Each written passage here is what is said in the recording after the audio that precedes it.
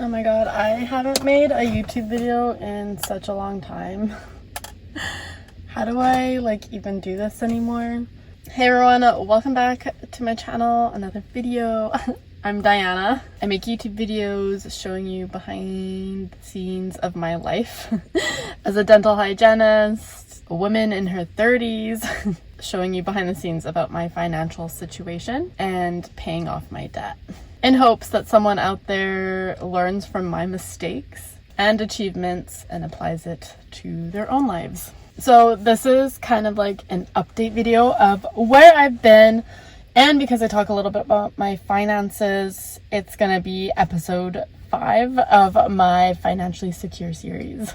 I kind of discuss a little bit of what I've been going through for the past month or so, dealing with depression and kind of what to do when you're in a funk with especially your finances, discussing my YouTube situation and keeping control of my finances, especially when my ADHD and depression is making me feel irresponsible with my money. Where I've been, I won't go into too much detail. Basically every couple months I kind of go through this weird emotional spiral, and it just killed my motivation to film anything. I didn't really feel like talking. I still kind of don't. I'm trying to push myself out of my comfort zone. My skin broke out, and mentally and physically I was just super exhausted. I'm only now kind of starting to feel more like myself, just obviously with a few side effects lingering, that being me being really tired and just feeling burnt out. So some things that I've been trying to do to get myself out of this funk, albeit it's not, one of my lowest lows that I've ever been. It's just something that happens. I think I go through it at least once every season. I don't know. It just happens. So I've been trying to make the best of it. And some things that I like to do to get myself out of that headspace, or try to and see if it helps, is grabbing my journal, writing stuff out, or my iPad and drawing, just anything to get myself out of my head that doesn't require using my phone and social media, because I will 100% say that I'm addicted to my phone, or I'm definitely looking for that dopamine hit, and I've been working on it. I'm less so. I'm not on Instagram or Facebook as much recently, because I've been trying to cut back. It's easier for me to cut back when I'm working, but when I have time off, I will just spend the whole day on the phone. So that's something that I'm trying to work on, and I think it's beneficial for everyone to just take a step back from their phone. I think it's quite obvious. I also like to make lists and schedules to keep myself preoccupied, especially when I don't have my job taking up most of my day. Even if I never complete it, just the act of writing it out kind of ties in with grabbing my journal or writing things out. It just makes me feel like I've accomplished some things, and it gives me motivation. So yeah, that's what I like to do. I also like to clean, but not deep clean. I've done it before where I've deep cleaned and it just overwhelms me. I just need little bits of spurts of cleaning, and then I'll deal with the deep cleaning at another point. I can definitely end up being in a more whatever attitude and not clean up after myself. It makes my room really messy, and I feel like it adds to my low mood. I do enough cleaning surface level wise, not deep clean, because I will feel overwhelmed, and then I'll just kind of end up back in that same cycle that I'm trying to get myself out of. I will say I'm not a doctor, disclaimer. I wish I was. Everyone has varying levels of depression. Please seek help sooner than later, because that's the one thing I wish I had done when I was younger and going through a really bad depressive episode. So I know some of these things that I say probably won't help a lot of people. It's so easy for someone that's coming out of their little low mood to be you need to do this and you need to do that. But when you're in the thick of things and it's hard to even just do one simple task, get out of bed, this is not for you. You need way more help than just the lists that you can find off of YouTube channels or Pinterest, that kind of stuff. Need medical intervention. Seek therapy.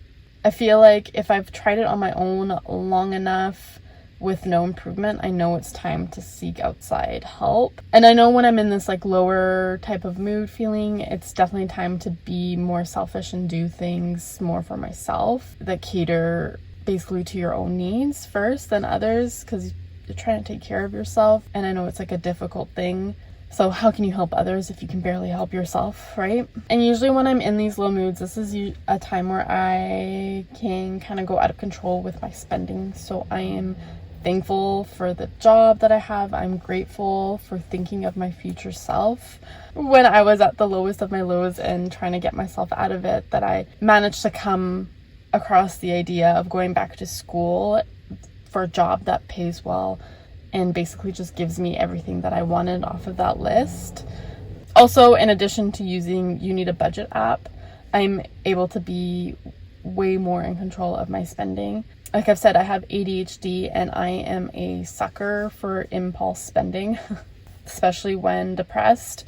So using YNAB has really helped me curb my impulsive spending. Not completely stop it, but I was spending a lot more money than I should have, but still able to pay off my like chunk of debt that I wanted to pay. I just had to move my money around. So if you want to know more about that, you can watch my previous video where I talk about what I use to track my money, because I won't go into too much detail, but I highly recommend You Need a Budget. Once you get past a little bit of the learning curve, you'll be addicted to it.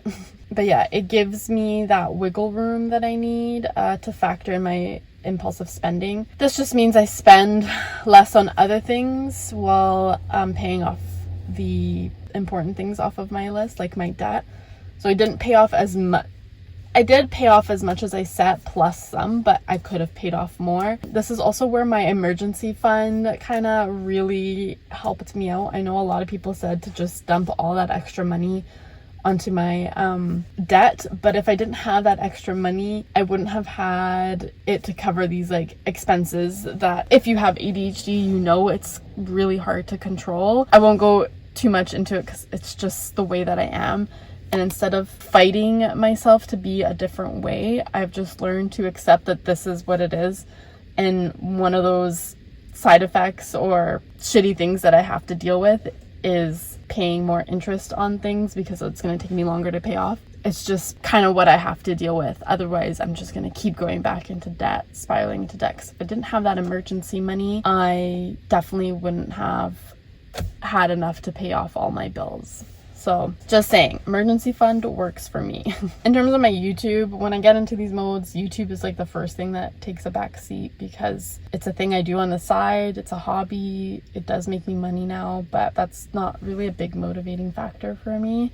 Been doing it for like so many years without getting paid. It's just a lot of work. When I struggle to just even get out of bed, it's like the last thing on my mind. And if you've been watching me for a really long time, I always take breaks, and it's when things kind of get overwhelming. When a lot of people are watching my videos, commenting, it's really hard for me to comment back on videos. I have to be in the right mental space. It like gives me anxiety knowing that I have comments to respond to. Oh man, it's like a mess. Instead of beating myself up over it, I'm just going to focus on all the times I did come back and that I've never fully given up on YouTube. This is the one thing that I've stuck with the longest, and I'm so proud of myself for that because I would have never been able to do that before when I was younger, before my big mental breakdown that led me to changing my life around in my mid-20s.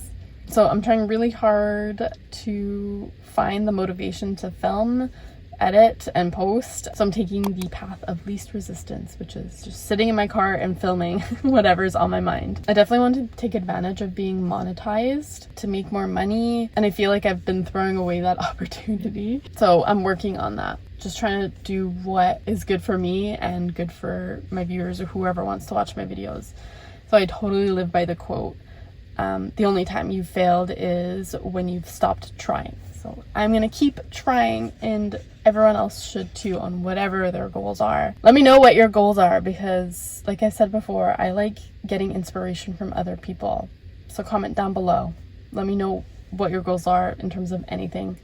I've mentioned my goals before But the one that's obviously standing out for me more than ever now is buying a place, just because of where I work. It's really far from where I'm living, but I really like the office, so I'm not willing to give it up just yet. But renting places closer to, it's just as much as getting a mortgage. So I really don't want to go and rent a place. I would very much like to not be derailed by that, because renting would make my goal of being a homeowner, condo owner, take a lot longer. I am more motivated than ever to get my debt paid off so I can start saving up for a down payment and investing, and just trying to get as much money as I possibly can, because the drive to work and back is okay during the summer now, but once winter comes, the weather changes, I don't know how I'm going to handle it.